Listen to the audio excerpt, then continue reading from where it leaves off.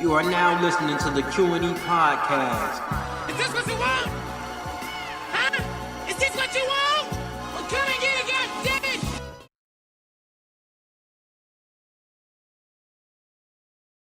Short side, low snap, Jalen Lowe, flare pass out on the right side to Gregory Lewis, Steve, and somebody stuck him immediately. It's number 12, Ernest Gardner, out of Southeastern.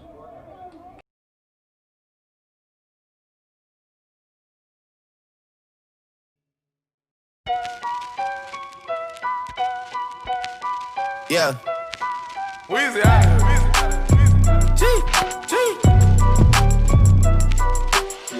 Back home smoking legal. I got more slaps than the Beatles. Foreign running on diesel, dog. Playing with my name, this lethal, dog. Who you see? What? Don Corleone. Trust me, at the top it isn't lonely. Everybody acting like they know me, dog. Don't just say it down, you gotta show me what you gotta do. Bring the clip back empty. You asked to see the ball, so they sent me, dog. I just broke her off with a 10-piece, dog. There ain't nothing, I'm just being friendly, dog. It's just a little 10-piece for it, just to blow it in the mall. Doesn't mean that we involved. I just put a Richard on the card. I ain't go playing ball, but I'll show you how to gotta do it. If you really wanna fall till you fall when you're back against the wall, and a bunch of need you to go away. Still going bad on them anyway. Saw you last night, but did it broad day. Yeah, a lot of murk caught me in a hard way. But got a sticky and I keep it at my dog's place. Girl, I left you loving magic, not all shade. Still going bad on you anyway. Whoa.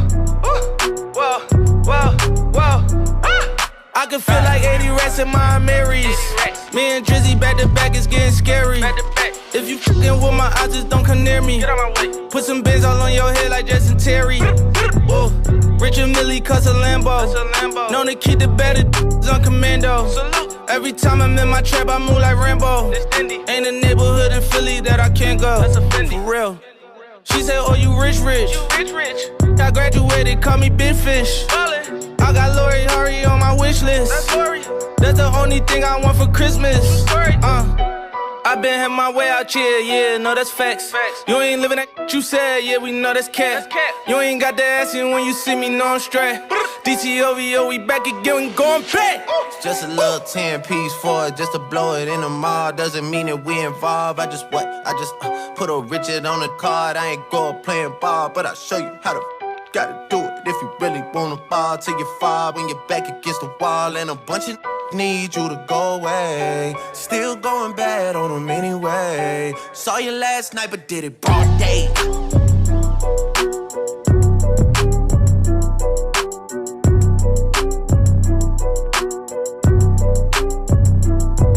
Weezy out here.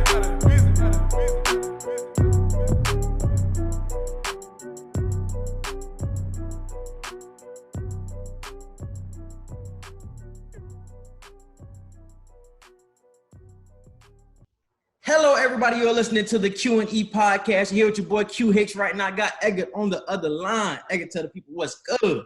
What's up, everybody? Welcome to another episode of the Q&E Podcast. We got another special guest with us today. Let's get into it.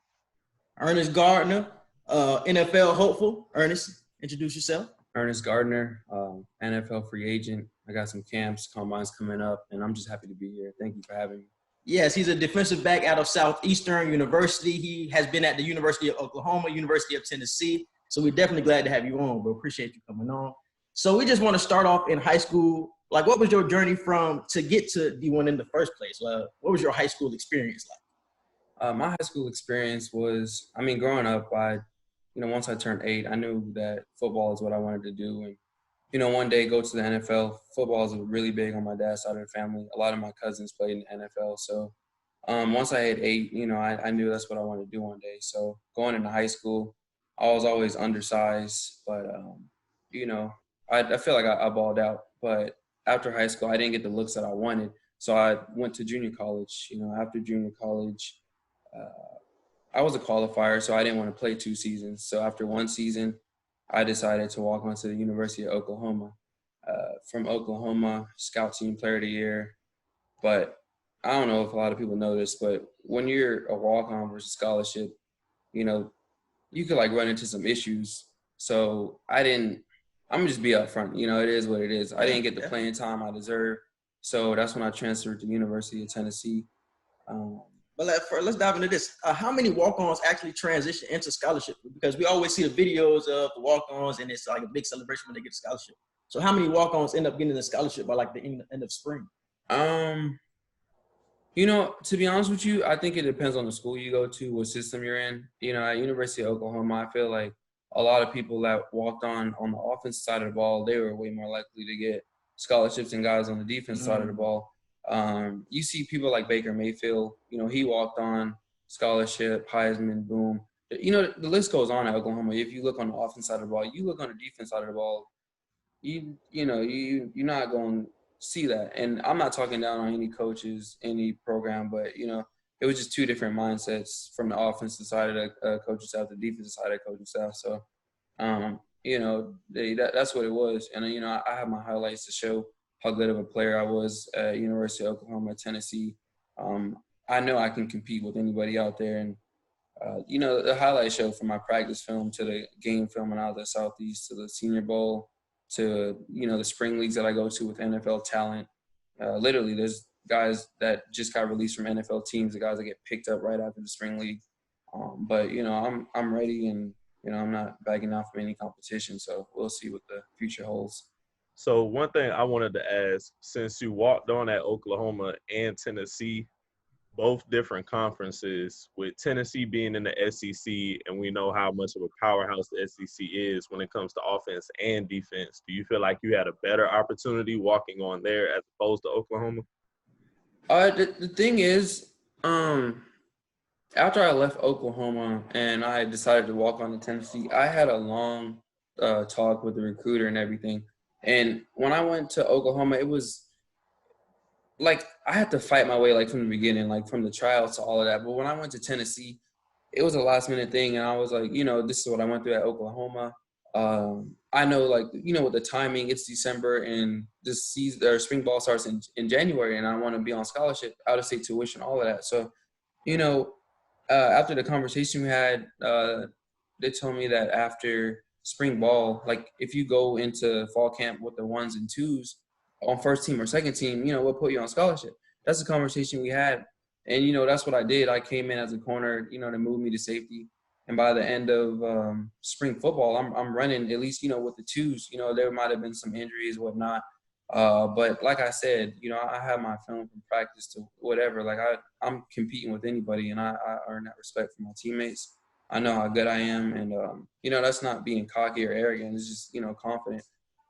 So long story short, you know, after working my end with, you know, at least the 2s, season come around and they're like, we didn't say we would give you no scholarship. And I'm like, you know, why would I come all the way from Oklahoma to here for that to be playing, you know, out of state tuition? That just, you know, I don't even make no sense. And the frustrating part to me was that, you know, I had been on the scout team role at Oklahoma when I felt, you know, my first year at Oklahoma when I was a red shirt and made scout team player of the year, you know, I paid my dues. I'm like, okay, that's the time for me to be on scout team. But, you know, after that, it's go time. So, you know, I just was not about to go through that again at Tennessee. And, you know, I put up with it for a little bit, you know, during fall camp. But when I felt like I was, you know, doing certain drills that was not benefiting me, like, you know, like being a tackle dummy. You know what I mean? First of all, I'm a defensive player. Like, I should not be at running back getting hit 30 times. Like, that just does not make sense. Right. And, you know, after a while, you know, I was just talking to my parents and like, nah, you know, just go through it. Just keep your head straight. But I'm like, I physically cannot do this again. Like, you know, so I'm getting my papers to transfer work to my body. And that's when I went to Southeastern. You know, still ran into politics there like you do at every school. But, you know, I did the best with the plays I got. Went to a Senior Bowl in Myrtle Beach, balled out there. And then ANC Combine, which is hosted by Stephen Austin, who's in charge of the NFL show Undrafted. And his ANC Combine camp has got over a couple hundred players to the NFL. So I made the hot list from there. Went to a couple spring leagues. Things shut down after that. But, you know, I have a spring league coming up in July and another ANC Combine. So we'll see, what happens from that. But, talent-wise, from Big 12 to SEC, my mindset isn't so much like comparing competition. I'm really like competing with myself on a day-to-day basis. So I know like, if I work on myself and get better at what I'm doing and control what I can control, like, this is what my dad always told me growing up is, your biggest competition is yourself. So, that's my mindset. So, that's where I stand on that. So how many years into your eligibility did you go into Southeastern with? Was it 4 years? Was it your senior year? Yeah, it was my senior year. I used a grad transfer, started grad school. So, that was cool. And then, that's when And how was the experience? How was the road? Because I know when we talked on the phone, you said you did it to get a film on yourself. Yeah, So I felt like I needed that game film. It was cool. Like I said, you're going to run into stuff. You could run into stuff at any school you go to, but, like the plays I got made the best of it. So, for example, in my mindset, I'm going to a smaller school, they gonna mess with me tough. But, I came in with like 21 other D1 players, and a lot of them, we ran in the same situation. I get in the PT we deserve. So I'm like, I can't really escape this stuff. So there was my first game, they like let me play. I figured, they might mess around and only let me get in 7 plays. But it's what you do with the plays, not, how many plays you get. So let me see. Second play I got in there, I got a forced fumble recovery, and almost ran it back. So, like I said, this is what you do with the plays, not, how many you get. So, yeah. And I was just going to dive into that. I was just about to say, were there certain amounts of plays that you feel you did good or bad in? Like, if you only get 5 plays to really show out, is there any film that you can look at and be like, I know I did great this game, or this game I was kind of off? Or is it kind of like you can pick any film and I guarantee you won't be disappointed? The thing with me is, like my situation, I know once I get in the game, my plays could be limited. So I know at any given point I might get 5 plays and he might take me out for the rest of the game, like for whatever reason. So when it's game time, it's go. Like there's no room to be messing up. There's no room to get beat. When I was at Southeast, I actually didn't allow a catch. I probably got like 100 plays all. I didn't allow a catch the entire season. So like I knew at any point he could just take me out. So when I got that forced fumble and fumble recovery, it's like, he could take me out now. At least I got, on the stat board. You know what I mean? So it's what you do with the play. So, but no, I didn't give up a single catch at Southeast. You can look, watch all the games. Not a single catch, no touchdown, none of that. So yeah, it's definitely what you do with the plays. Okay. And another question I wanted to ask you. You started off JUCO, right? You did a JUCO and then went into D1. When we talked to pro, we understood how that JUCO mindset like creates a different dog in players. Did it do the same thing for you? Oh yeah, it definitely did. Especially at my junior college, they're supposed to actually be on Last Chance U this upcoming. Yeah. What is it? Laney College. Laney. Oh, I definitely seen that. Yeah. Yeah, and actually, I mean, I don't know if it's too early to be saying this, but my coach at the time there, Coach Bean, he actually told me that I would not be big enough, fast enough, or strong enough to play Division I football, like just period. So that's why, like after my first year there, I was a qualifier, and I was like, I'm getting up out of here. You know what I mean? So that actually was part of the reason for my walk-on process. I'm not going to talk about like too much into that, but I ended up walking on because of a few different situations. But I did end up going to 2 Division I schools, and whether they let me play as much or not, I definitely proved that I can compete there. Yeah. I was big enough, I was strong enough, and I was fast enough. You achieved the goal, bro. Yeah. Right. Be proud of that. Yeah. So transitioning out of Southeastern, you playing in the Senior Bowl, and I've never heard like the actual Senior Bowl experience. So how was that? There's other big time D1 players. Yeah, there's different Senior Bowls. The one I went to, it was really good. A great experience. You meet some people that you'll be friends with beyond football. Great competition, but overall it was great. Got you. And I want to dive into the spring league because that's something we talked about before. And I feel like a lot of our listeners don't know too much about the spring league, combines and stuff like that. So what do those consist of, and how have you, done with that experience with that? Spring league is great. If you haven't, you're not aware of it or looked at it, just springleague.com, spring league and then, .com. But what it is basically a 1 week showcase where you go out there and you compete against a whole bunch of NFL, CFL free agents, guys that, could have been out of the league from 1 year to guys that were literally in the league a couple weeks ago to guys that are literally getting signed like the week after the camp ends to an NFL or a CFL team. So as far as like film, I definitely think it's a little bit more, I wouldn't say elite, but it's a little bit higher than college because, you're literally going against like guys that just got signed or will be signed in a week or, just got off an NFL team. So it's like the cream of the crop. Yeah, for real. The quarterback at one of the teams, there was a spring league a couple months ago. It was in March, like the day before. It ended the day before the Expo got canceled and NFL, all this stuff happened. But Zach Mettenberger was one of the quarterbacks for LSU. Yeah, that's what I'm saying. Yeah, yeah. So they had great competition out there. Great competition.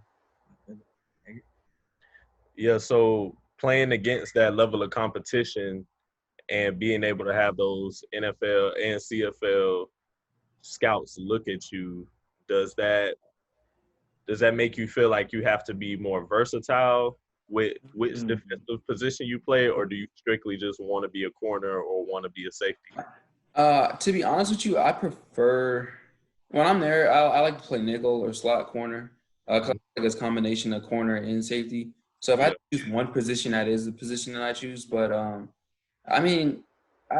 I consider myself versatile. Some plays I'll be at corner, some plays I'll be at safety, some plays at nickel. So I can show that move around. Then special teams, you want to go show that you can play on special teams too. So I never did label myself strictly as just a corner. So spring league, they don't put you at a certain position. You can choose your position. They do just to once just logging in or getting accepted or whatever. But once I get there, I'm okay. Yeah, I got you. Yeah. So instead of CB, you can basically just put ATH or whatever. Yeah. Once I get there, I do find myself some plays at corner, some plays at safety, some plays at nickel. But a lot of people, they do just focus on one position. Right. Me personally, I'm 6 feet. 185, 186. So I move around. So at the combine last year, I heard a story that one of the execs told you that if you run under 4.5 or you get in the low 4.5s, that you got your pick of the litter of any NFL team that you want to go to. That was the story I was told. So what was that experience like, and how do you feel about that now going into this combine experience? Actually, last year I went to the same combine, ANC, hosted by Stephen Austin. Ran a 4.5, made the hot list. All my drills were good. Position drills were good. The only thing is back then I was 170 something pounds, maybe 175. So I made the hot list to show that I was up there and whatnot. But after talking to him this year, he was telling me, it'd be ideally better for me to come in closer to 190. And the 4.5 is cool, but at least, 4.5, like a low 4.5, 4.4 if you could. But, that definitely increased my chances a lot more running that time closer to 190 versus mid 170. So, I got that, and that's July 11th. And then I got the spring league July 14th. So it's back to back. So it'd be, some great exposure and teams literally right there, back to back. So that's crazy, bro. Great combine experience. Let's go out of football for a second. Quincy was telling me you have business ventures that you're into, and you have a backup plan in case football just is not the end all be all. So talk about some of the business ventures that you have going for yourself right now. I actually have 4 different things I do. One, since I work out a lot, obviously, I have a fit page. My fit page, actually, I consider it a business because it's not like I'm just going on there posting my workouts. There's a lot of people that actually buy workout plans from me through my fit page, online, so I send them that. Then I have Swaggy Productions. So I'm into like film photography, stuff like that. So on Instagram, swaggy_E_productions. There's any service offered from videos to photography to custom designs on like shoes, clothes, all that stuff, graphic or website designs too. And then the other two things is my clothing line that's inspired by my story I just told with Laney College. My coach had told me I wouldn't be big enough, strong enough, fast enough. That'll be available in 2 weeks. And then the last thing is, you know, when you're going through college, obviously you make friends and stuff like that, but there's like a different bond when you surrounded by different athletes. So there's a group of athletes that I consider my bros for life. So Team FMB, it's a group of us from basketball players, football players, baseball players. So we have a number of things we do, from like camps to parties. Once things open back up, we'll be running out venues and like charging our own prices as far as parties, be having camps and all of that. A couple players in the group, Kyle Alexander, he's on the Miami Heat. There's Devontae Bond, he's on the was on the Bucks, but now he's on the Chicago Bears. And like the list goes on and on. So I don't want to be one of those guys that, you know, football doesn't work out or you don't get signed regardless of your talent. You don't, you know, have nothing to fall back on. And I've actually witnessed that with some of my friends. You know, things didn't work out, and it was like, you know, what do I do now? So, I definitely have a backup plan. I feel it. And how are you working out? So I know you're working out with my auntie Stacy. How are you currently improving yourself for these combines? You have your own workout partner? Do you go to the gym? Do you work out with an elite gym group type thing? As far as my 40 and stuff like that, I actually do work out with your aunt, Stacy. She works on my 40, my speed, stuff like that. And then as far as football, weight room, position drills, I actually work out with Cliff Brown. He was 2 seasons ago, he was the strength and conditioning coach for the Cincinnati Bengals. But now he's down here with his own company called Athlete Innovations. So he trains a lot of NFL, NBA players, stuff like that. So that's who I'm working out with outside of Stacy for my speed. Mm-hmm. All right.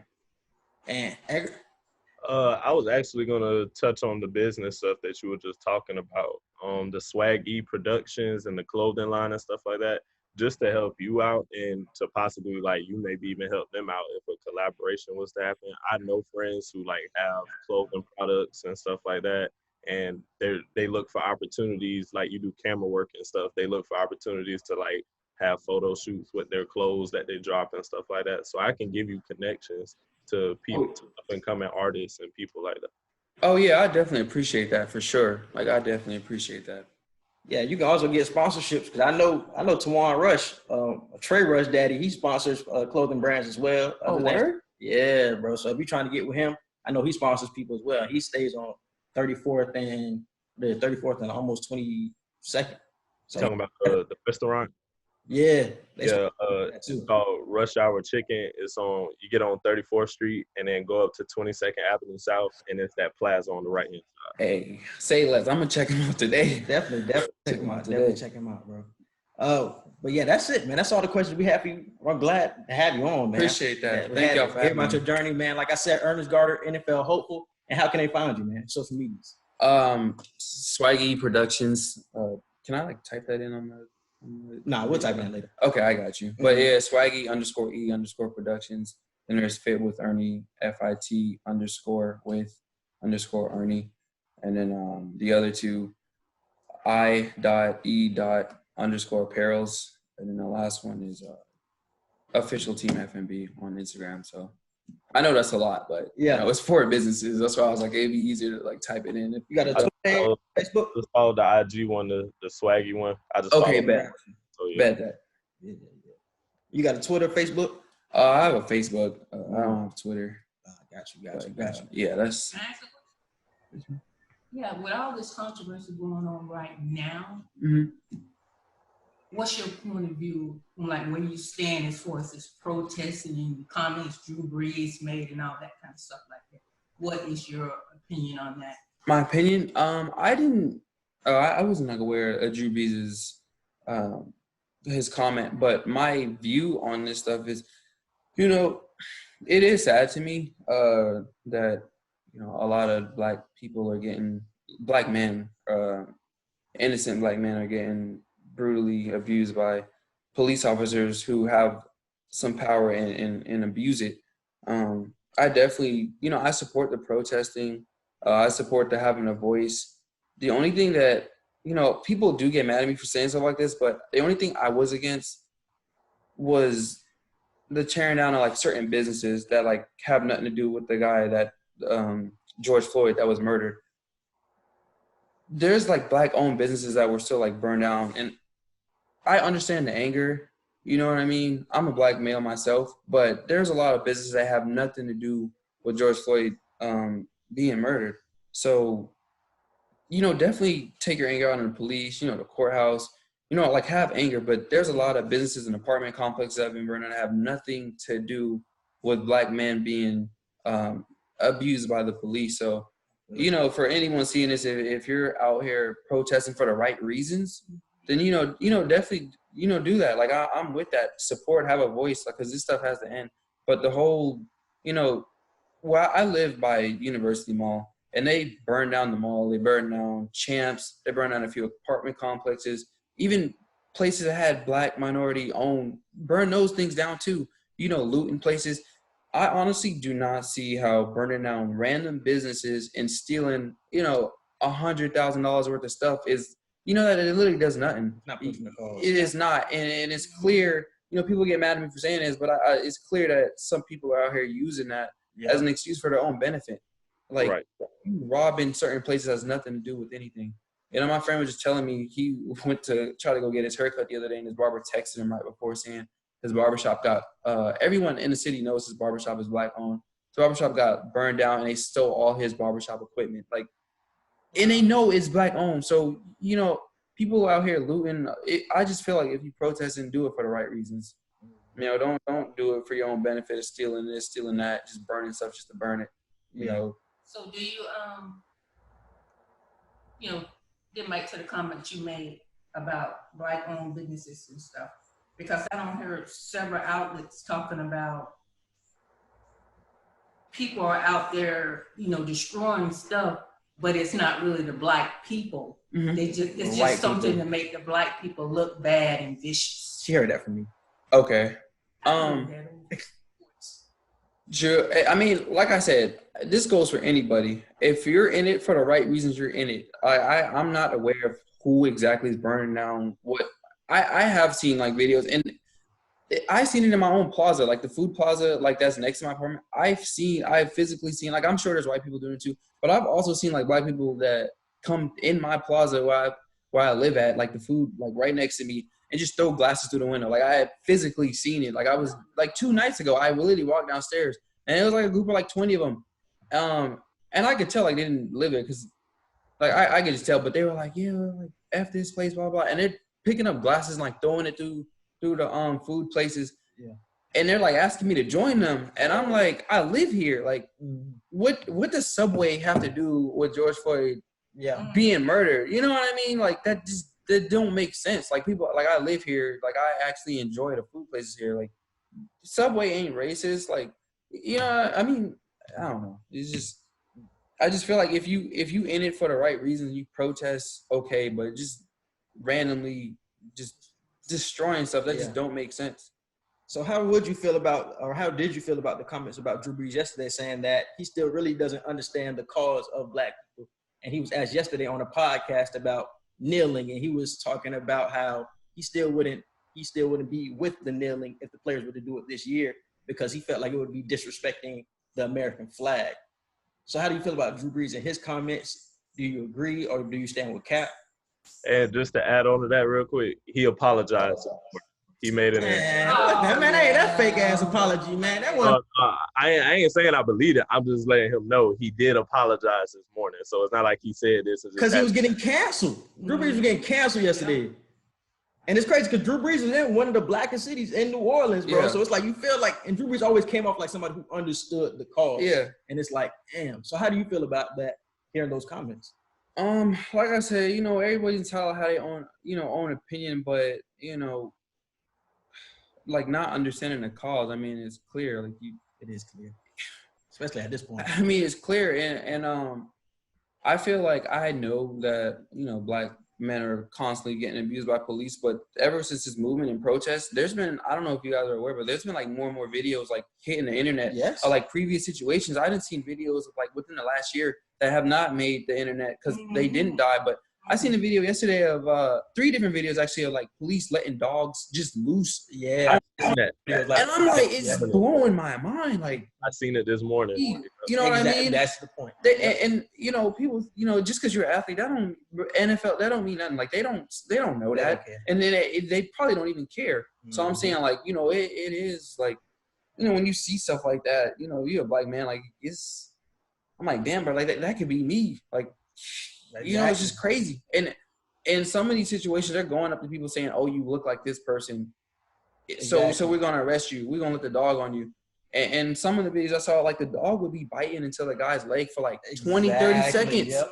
Guy's not even resisting. Yeah, exactly. And he's screaming for help. And when people are coming and like, "Yo, get the dog off of him," they're pulling out their tasers like, "Stand back, stand back." And I'm like, what are you? And then I saw another video of another guy getting arrested for no reason. They didn't even know his name. So then he's like, "I'm not resisting. I'm cooperating. I don't want no problems." The guy's already in handcuffs, and they just threw him to the ground, hit his head down. I'm like, you know what I mean? So that's how they want to show their power, bro.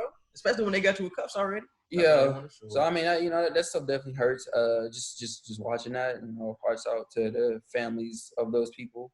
But you know, as far as you be saying, I don't see the cause. I mean, it's literally right there. So, you know, I just don't like the fact that he tried to basically say that it's disrespectful to the flag and to the military and stuff when everyone knows it was never about the flag or the military. Exactly. I'm glad Malcolm Jenkins called him out. I'm glad LeBron, Michael Thomas called him out. Steven Jackson made a video, I think either this morning or late last night. It's crazy because what he said in that video was something I said on the No Justice, No Peace episode, bro. Yeah. I can't really be on the fence. Drew Brees was trying to sit on that fence in between the calls. It's like, bro, it's not a time where you can really sit on the fence. You got two sides. Exactly, bro. So Drew Brees wanted to sit on the fence, and it's like, nah, bro. Okay, you can stay with the white folks then. Stay against us. So yeah, man, it's definitely a tough time for you, man. And it's crazy that it's going on so close to you. Yeah, right outside your apartment. Literally. I even had a couple people. They live like 1 mile away from me, but they texted me last night saying like, "Yo, there's been threats. They're gonna burn down our complex. I'm scared for my life." And I'm just like, bro, like my apartment could be next. And you know the craziest thing about it, speaking on going back to random buildings and businesses getting burned down, like I think one of the worst parts about it is when they're burning some of these apartments down or threatening to at like 2 a.m, there's like kids in there too. You know what I mean? Like black families in there with kids and everything. Even in Atlanta, there was this one guy that went IG Live saying they're threatening to burn down my building. It was black people down there too. They're like, they're threatening to burn down my building. And I got a wife and kids up here. And you don't care. You just burn, like stuff like that. That has nothing to do with it's not. It's not. Yeah. Because I see people setting it up on Twitter. They send out flyers and posters of like what neighborhoods they going to hit next and stuff like that. Like crazy, bro. Because Steve from Blue Collar, his neighborhood was about to get hit, man. It's like in Roxbury, Massachusetts. And it's like, man, he got a family. He got to take care of it. And his house is about to get burnt down because for what, really? That's not helping the cause at all. And I agree with that, bro. I agree with that. So I can definitely see your point, bro. Like I shout out to Mom for asking those questions, though. I know Mom's sitting on the side. I didn't know if I wanted to dive into it, but I'm glad she did ask those. No, it's all good. I really do feel good that somebody asked me that because the more I see it, it really makes me mad to an extent because, like I said, there's a way to like handle things, and I can understand like if you're gonna be violent and stuff like that, like there's a way to like do certain things. Like if you're protesting and the police are like oppressing you and like trying to hit you or pepper spray you when it's and that causes confrontation. Okay, like obviously, you know, things are gonna get violent, or if you're at the courthouse and stuff breaks out. But like the whole burning down buildings that have nothing to do with anything, apartment complex where black families live too with kids for no reasons, and then looting these stores, stealing, I don't know, a couple hundred pairs of shoes. So you mean to tell me stealing a couple hundred pairs of Nikes is for the cause? Like that, it's not. Like it's not. Mm-hmm. So, you know. That's right. And that's coming from a black male, and you know, whoever sees this, I just hope if you out here protesting, you're doing it for the right reason. Yeah. And it's crazy, bro, because you basically got the same viewpoint of Desi at this point. Because Desi had basically the same viewpoint of Desi Banks on IG. Yeah. He basically said the same thing, how like protesting is one thing, how looting was another. And he got canceled for that, for saying exactly what you said. And it's crazy because, like, I feel like a lot of people don't want to, like, come out and say it because of, like, what could happen. Yeah. And I know I've been talking to a lot of my, like, black friends, and I know, like, within the past, like, 3 days, like, 10 of them was like, yeah, bro, I feel the same way. I just don't want to say anything. Exactly. And I'm like, I don't care if I lose, like, Snapchat followers, Instagram. Like, it is what it is. Like, I'm getting tired of people, like, taking advantage of what's going on and, like, robbing these businesses. I even seen on the news, it was in Minnesota or somewhere over there. Like, this one guy, he spent his whole life, like, getting that business built up. He was like that. Like, it's not even me, and I'm feeling like real bad for him. Like, he spent his whole life getting his business built up, and it was like finally running to a point where he's making money and can like really take care of his family, and they burn that thing down, and even tried to take the safe and everything. And I was just like, I know what you're talking about. Like, at that point, I'm like, come on, bro. Like, he's black, like, so it's like you looting just to loot, and you know that needs to stop. You know, every day I see it, it just makes me mad because it's like people out here suffering. You know, for no reason. Like you just. So how do you feel like the black people should go about it? Do you think they should plot out, and think about what they're doing in the future, or how to make changes in the future? Honestly, obviously, was what they're doing. You know, they upgraded the charges on the police officer and charged the rest of them. So, you know, like I said, things like the whole process and like stuff like that is working. You know what I mean? The only thing I have a problem with. Like, everything is fine. The only thing I have a problem with is just burning down random businesses and apartment complexes and looting. Like, that has nothing to do with George Floyd or any black male. That's just not solving anything. Yeah. There's been, over the past, like, 48 hours now, there's been way more peaceful protests and less rioting and looting going on. So I think that is a sign of progress that we are seeing. And like how you just said, they've charged They gave the original officer, they're giving him second-degree murder charge now. They've also charged the other 3 officers, so with assist to second-degree murder. So up in the charges on them, and over the past 2 days now, more peaceful protests and less rioting. I think we are seeing a sign of progress. I feel like we do need to keep protesting. I don't want everybody to just stop. For sure. I don't feel like that's going to solve the problem. We need to stay in their face. And we need to stay in everyone's mind right now on what we're still marching for. Because like you said, the news doesn't show everything. Our parents who don't really be on social media like that, the only images they see are the images that the news put out. We see everything. We see the videos that they will never see for the most part. Like all the videos of the dogs biting on people and all the arrests that we have never even thought of until we've seen them on social media. A lot of our parents and grandparents will never see those because they don't have access to that information like we do. So for those people whose voices still aren't heard, we still need to march and protest for them until justice is just unanimously given.